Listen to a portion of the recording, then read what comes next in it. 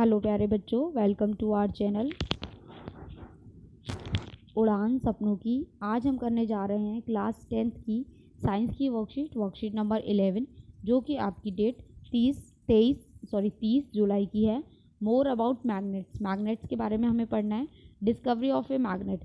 The ancient Greek were among the first people to discover a natural magnet. तो Greek जो थे उन्होंने natural जो मैग्नेट थी वो डिस्कवर की। For them magnetism may have seem magical. तो वो जो थे मैग्नेट को क्या समझते थे? जादू। After all A magnetic field can not be seen but it effect can be felt. तो जो मैग्नेट का जो फील्ड है वो हमें दिखता नहीं है लेकिन फील हो सकता है। The magnetite a rock is a natural magnet. तो ये क्या है? आपकी नेचुरल मैग्नेट है। It is rich in iron है। Certain metal can also become magnetic. This include iron, cobalt and nickel. तो ये जो आयरन है इनको भी हम मैग्नेट में चेंज कर सकते हैं। If you run a non magnetic iron strip through a magnetic field, you can turn it into a magnet. This process is called magnetization. तो मैग्नेटाइजेशन क्या होता है? ये देखिए, ये आयरन की स्ट्रिप है और ये मैग्नेट है। इसको आप जब इस पर रब करेंगे, रगड़ेंगे, तो इसमें भी क्या होगा? मैग्नेटाइजेशन हो जाएगा। Electricity and magnetism. The process of electron is called electricity. Electron जो फ्लो करते हैं उसको इलेक्ट्रिसिटी कहते हैं। As electron move through a wire they create a magnetic field.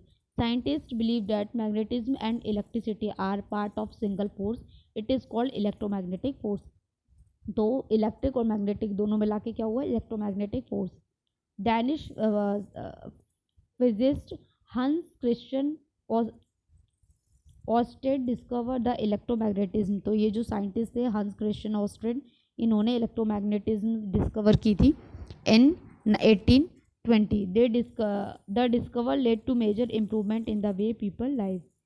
इसकी वजह से हमारी लाइफ में बहुत चेंजेस हुए हैं। इलेक्ट्रोमैग्नेट्स क्या हैं? Scientist began to produce magnet by sending electricity through a coil of wire wrapped around a magnetic material like iron.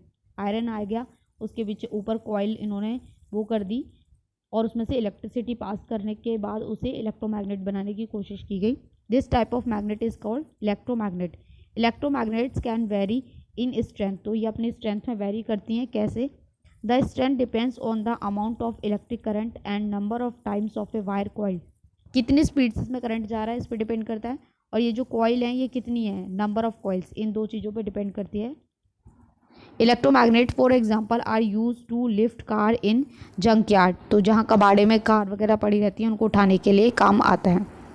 Question देखते हैं। फर्स्ट है name the rock which is a natural magnet. तो natural magnet आपकी क्या है? Magnetite a rock. ठीक है, तो ये आपके फर्स्ट का आंसर हो जाएगा, नेचुरल मैग्नेट है। फिर सेकंड क्वेश्चन क्या है? What is magnetisation. तो मैग्नेटाइजेशन क्या है इसको आप यहाँ से लिखेंगे।